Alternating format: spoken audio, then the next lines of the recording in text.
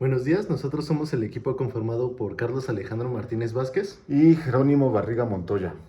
Decidimos hablar sobre el exconvento de Culhuacán, ubicado en Iztapalapa, abordándolo desde su época prehispánica hasta su época colonial. Sí, y nuestro objetivo con este trabajo es indagar sobre la importancia cultural que tuvo este sitio en esos periodos.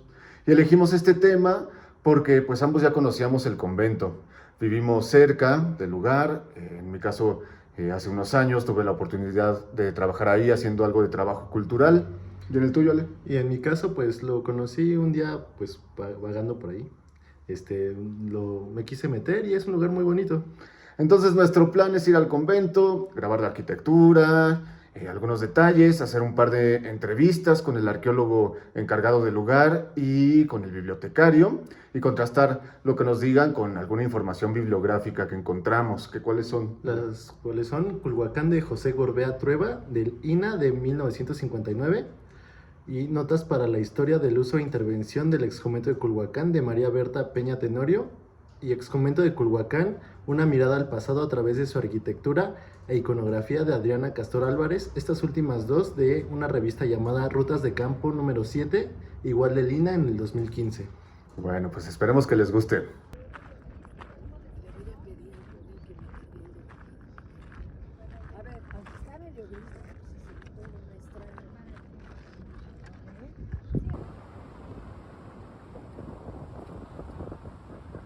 En el oriente de la Ciudad de México se encuentra el Cerro de la Estrella, un lugar con gran relevancia histórica, y a su lado los 8 barrios de Culhuacán, barrios llenos de tradición, cultura, arte e historia, la cual lucha por conservarse después de cientos de años.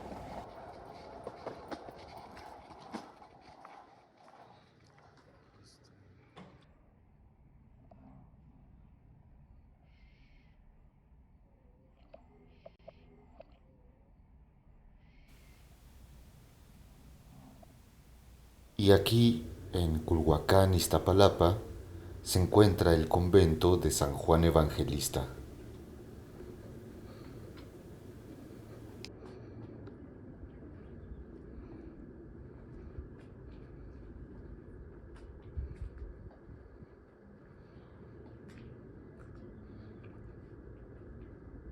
¿Por qué Culhuacán es tan importante? Porque ha sido un grupo cultural cuyo aporte en la historia es muy marcado, y si no fuera por este señorío, posiblemente la historia como la conocemos hoy día no sería así, no hubiera seguido este rumbo.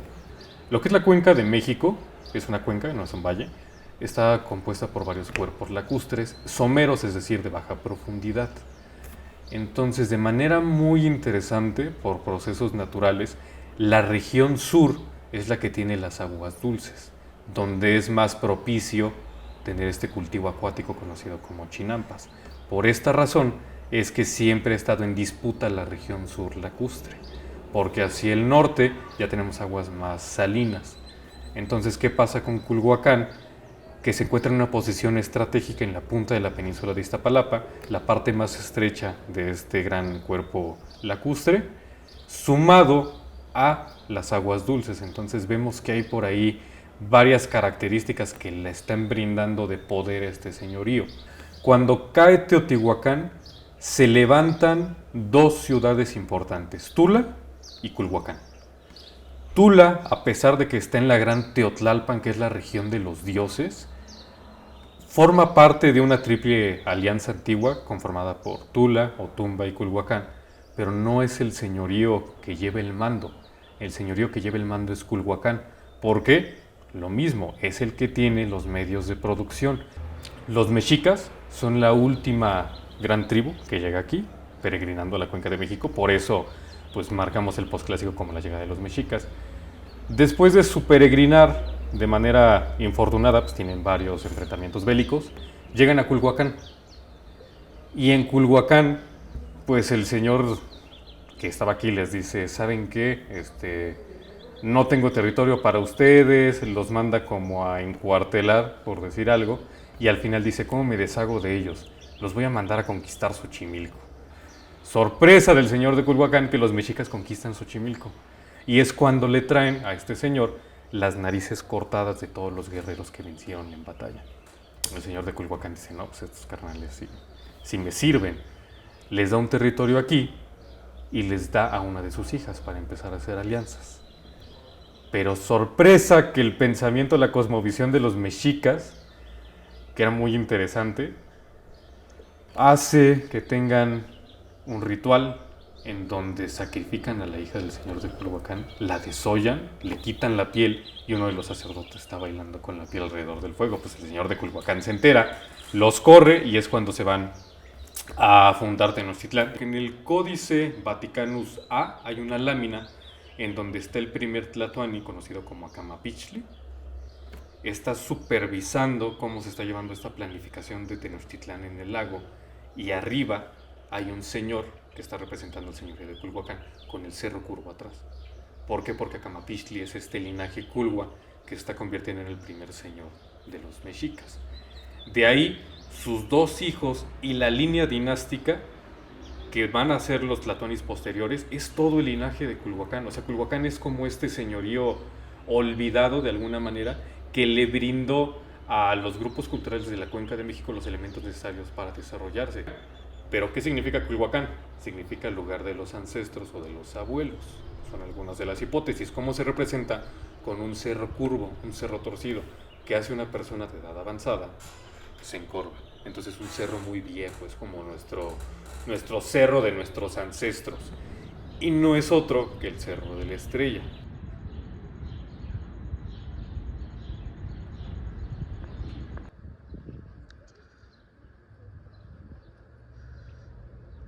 El Cerro de la Estrella y el antiguo lago de Texcoco son los dos cuerpos, ¿no?, geográficos que ayudan a explicar el tránsito de cantidad de personas que iban en su flujo de norte a sur poblando el continente, y que es difícil imaginar que no hubieran estado en noticia de que allí había mucha gente viviendo de los beneficios de ese lago, y que eran observados todo el tiempo por esa nariz en el extremo de la península de Iztapalapa, que es el Cerro de la Estrella. Entonces vemos que este Cerro de la Estrella recibe también su importancia para las culturas prehispánicas, porque cumple o tiene los tres elementos de la cosmovisión prehispánica, que es el inframundo con las cuevas, el plano terrenal con todas estas bondades que da para la prosperidad humana, y el plano superior con los elementos astronómicos que ya empiezan a jugar las culturas prehispánicas. Entonces es una especie de axis mundi en donde los rumbos del mundo convergen.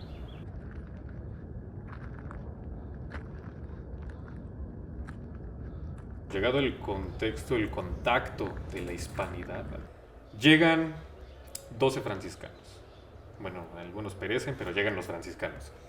Y estos primeros franciscanos, su misión es evangelizar. Son los que crean y establecen la primera provincia mendicante de estas órdenes.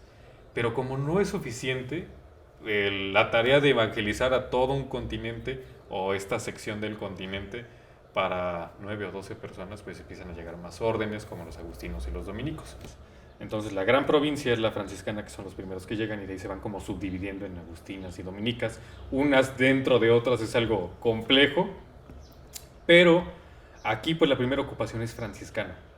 El convento no es franciscano, es agustino, pero sí la primera ocupación y los primeros esfuerzos de evangelización son franciscanos, y ellos son los que ceden esta tarea a los agustinos, que ya posteriormente empiezan con la planificación y edificación de este complejo arquitectónico.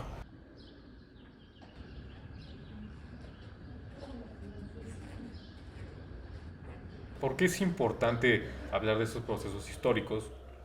Porque no en todas las poblaciones ni los territorios se establecían conventos. Únicamente en las poblaciones más relevantes, política y territorialmente hablando, se establecían los conventos. Y en las poblaciones menores se establecían capillas de visita.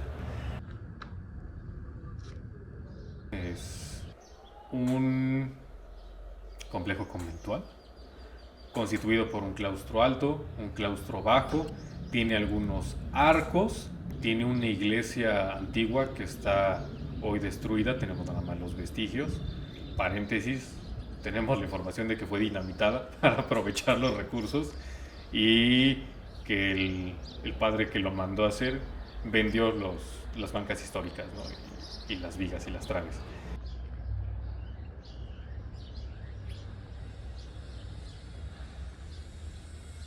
En el claustro alto están los reyes.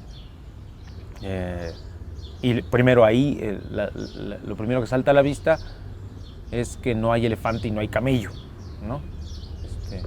Sino que eligieron poner puros equinos.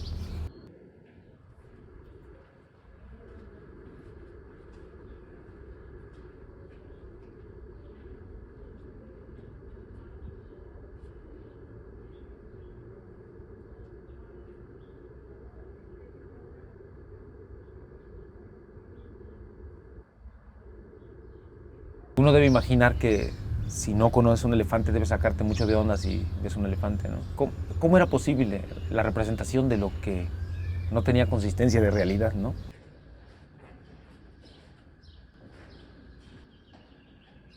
Las pinturas murales de Culhuacán pertenecen a épocas distintas y esto se percibe en sus estilos artísticos. Por ejemplo, este friso barroco del siglo XVIII.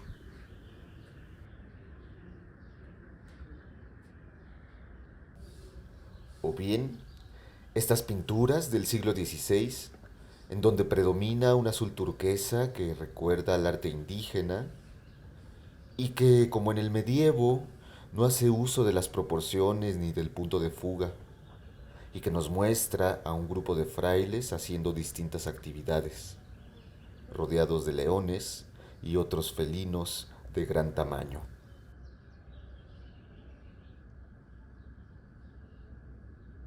De nuevo asociado al pulso misionero, los agustinos llevaban adelante las tareas de evangelización y para eso tenían que enseñar lenguas extranjeras para los hijos de los naturales y por el otro lado ellos mismos adentrarse en el conocimiento de otras lenguas, además del náhuatl. Por lo tanto fue seminario de lenguas, con lo cual es posible invocar la presencia de un fray Bernardino de Sahagún o de Fernando Alba y Tlixochitl, que necesariamente debieron haber pasado por acá. Entonces, cuando ellos tenían que llevar adelante esas funciones en que se requería mucho papel, se construye acá cerca, a unos 200 metros, el primer molino de papel. Cuando llegan los hispanos aquí y quieren establecer un molino de papel, se dan cuenta de que ya hay esta tecnología de captación y distribución del agua.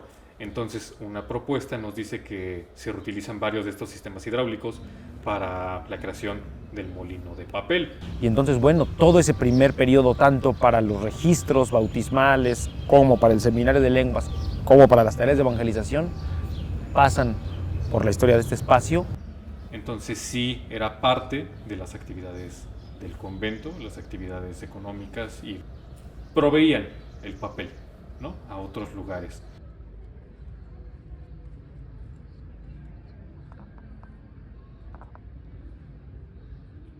También podemos ver que tenemos un estanque artificial, un estacionamiento ahora contemporáneo, la recepción y luego lo que es el convento.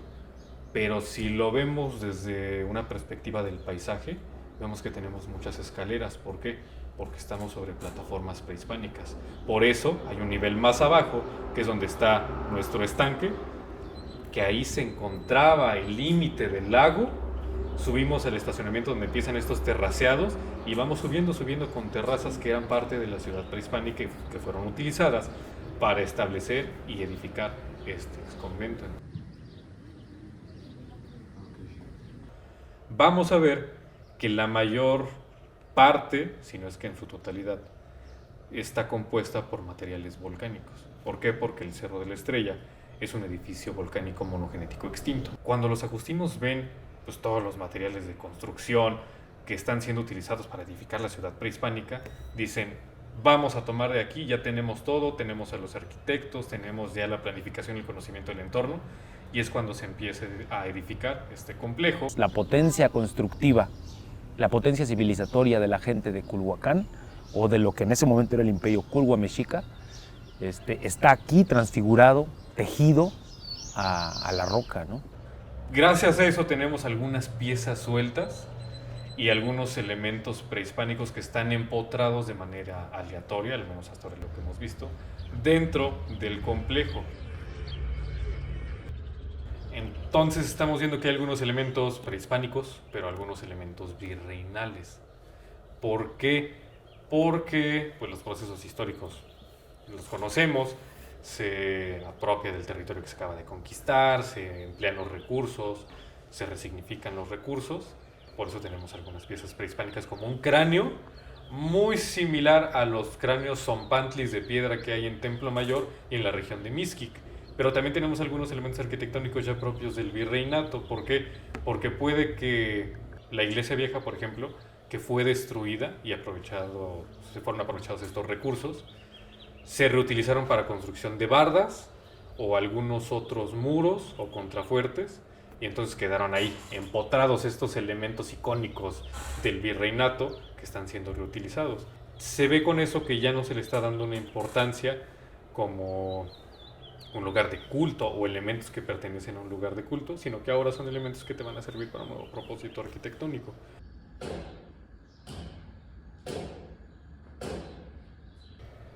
Parte de las representaciones gráficas en los murales es un elemento muy interesante que parece el Cerro Curvo, pero sus paredes o sus piemontes, esta sección que sube desde la planicie hasta la cima, son como escalinatas.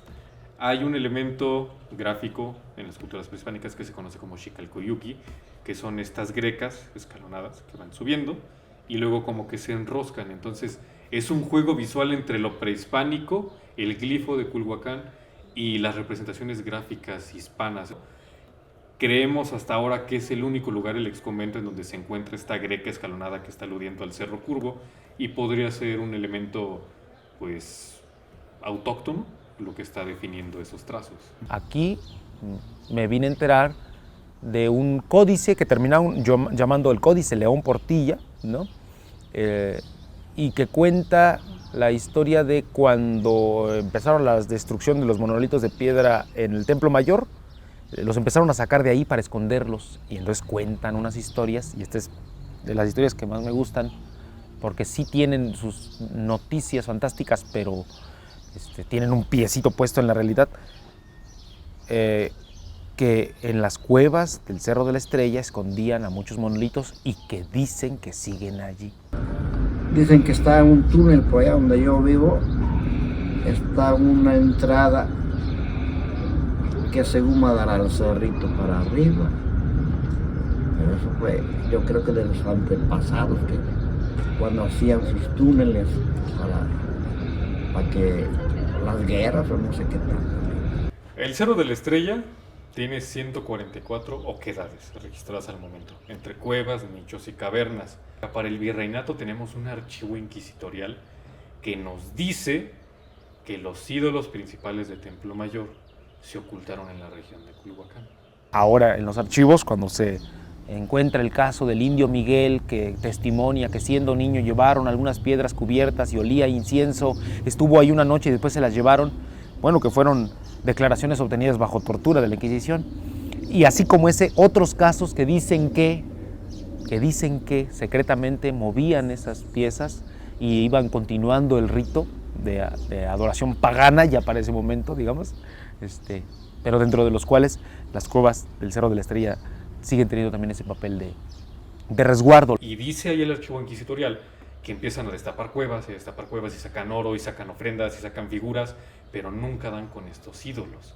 Sí, había muchos ídolos, pedazos así de ídolos. Ahora donde yo vivo, pasaba cada año venía unos señores que eran americanos, todos esos los pagaban a 5 centavos, así los idolitos de barro, unos eran de piedra, de esa piedra. Las cuevas del Cerro de la Estrella siguen teniendo también ese papel de resguardo, lo cual es una resonancia del lugar mítico que tiene de por sí Culhuacán para la historia de los de la humanidad del lago de Texcoco. pero es algo muy interesante porque nos habla de las dinámicas que tenían estas cuevas, de cómo están siendo en el virreinato aprovechadas para guardar parte de la herencia prehispánica y que se quedara ahí en resguardo. Posiblemente muchas cayeron en el olvido, otras fueron saqueadas, pero fueron como un lugar de protección de esta memoria histórica. Hay una leyenda muy interesante en el virreinato, que es la aparición de sirenas en el área lacustre de Culhuacán. Pero aquí, en época prehispánica, esta región era salvaguardada, era custodiada y bendecida por mujeres serpientes, conocidas como Cihuacóatl. Pero cosa curiosa es que estas mujeres a veces se aparecían como diosas, como mujeres serpientes, y a veces como serpientes. Entonces posiblemente nos esté hablando de un culto que influyó en la percepción de algunos fenómenos que se suscitaron en el virreinato. Por ejemplo, la aparición de estas sirenas pueden ser la aparición de mujeres serpientes que vienen de la época prehispánica. Según la tradición local, aquí se aparecía la sirena de Culhuacán, protectora de las lavanderas, para encontrar al charro negro de Coyoacán, Churubusco, que llegaba en un torbellino formado cuando se crecían las aguas del lago y se inundaban los canales que separaban a los dos pueblos. Otras leyendas originadas en el periodo colonial marcaban la celebración de diversas tradiciones religiosas y populares en torno a este manantial. Y también se cuenta aquí que se aparecía el charro negro. Bueno, a mí yo tuve una abuelita, yo tenía como 12 o 13 años, que según el charro negro venía de Churubusco, pasaba por San Antonio con su caballo, según me contaba mi abuelita, que acá era un convento, en ese convento que venía a ver a las monjas. Es lo que me contaba mi abuelita, yo nunca lo vi, para que ella pues dice que sí lo veía. Pues sí. Pero eso ahora era su mamá de mi papá, yo tenía como 10, 12 años cuando me contaba, y luego estaba, como siempre me dormía con mi abuela, y dice, oye, ya viene el charro, venías como antes la calle esa era de puro empedrado, de esa como lisita matatena, se oían los cascos como veían. Ay, yo ni oigo, párate, vamos a ver, de verdad. Ella no tenía miedo, pero ese señor ya mi papá murió de casi de 100 años. Lo importante es el vínculo fuerte que sostiene mucha gente con este espacio. O don Alfredo, un sabio culhuacano que dice, yo me saltaba la barda o lo que había de barda cuando iba a la secundaria y nos brincábamos y veníamos por los higos. O una señora que le decía, a ver muchachas, le decía a sus amigas, de este lado había 50 lavaderos y de este otro lado había otros 50 lavaderos, y aquí había un ojo de agua, y de este lado, órale. Hace un par de semanas nos visitó una familia y un niño me hizo una pregunta de, oiga señor, ¿por qué está esto aquí? Y dije, chale, ¿cómo resumo miles de años de historia para explicarle a este niño en 5 minutos por qué está el exconvento aquí, pasando desde la época prehispánica, virreinal, el abandono que ahora es un centro comunitario? Y pues me quedé un poquito como acá viajando, como en un viaje astral, y el niño jalándome el saco, ¿no? De, oiga, señor. Y hasta que regresé en sí y le comenté algunas cosas, pero me hizo ser consciente de la necesidad de agregar toda esta información a nuestra museografía y nuestra museología, y tal vez tener una reestructuración del espacio para no solo abordar qué fue Culhuacán en época prehispánica, sino ir más allá, cuál era el contexto natural, social de los grupos que interactuaban en la cuenca, y cómo Culhuacán, en su contacto con estos grupos, fue un factor determinante para que los procesos históricos se desarrollaran tal cual fueron y los conociéramos como los conocemos hoy día. Así también los barrios de Culhuacán creo que han quedado así asediadas, ¿no? Y devoradas lentamente por un tumor que no puede evitar proliferarse, ¿no? Y caerse a pedazos también. Listo, pues ya terminamos, Ale. ¿Cómo viste? Pues fue muy interesante la experiencia de conocer mejor el lugar donde solía vivir, porque enriqueció mucho toda esta cultura que hay sobre Culhuacán. Me gustó como conocer la gran importancia que tiene Culhuacán, que casi no se habla en los libros. Me gustó trepar el cerro, conocer la pirámide que está ahí. Las tomas de allá son muy bonitas y grabar fue muy gratificante para mí. Conocer al arqueólogo y al bibliotecario también me pareció una experiencia muy grata. A mí se me hizo muy interesante que pudimos dar con el molino, porque nos costó trabajo, ¿no? Sí, nos costó trabajo encontrar cómo entrar al molino, porque era un lugar enrejado donde más o menos sabíamos dónde estaba, pero no sabíamos cómo ingresar. Sí, y aparte estaba detrás de los chamorros y no se ve fácil, ¿no? Y luego ya aunque lo veíamos, se veía las calles cerradas, ¿no? Entonces, hasta que dimos ahí algunas vueltas y nos animamos a empujar una reja y ya entramos, ¿no? Y también la gente muy amable que nos ayudó pues con nuestra investigación. Un chico nos dijo sobre algunos de los restos arqueológicos que hay ahí alrededor. También los dos señores que nos dieron su testimonio de las leyendas de ahí. Sí. Oye, ¿sabes qué es bien interesante?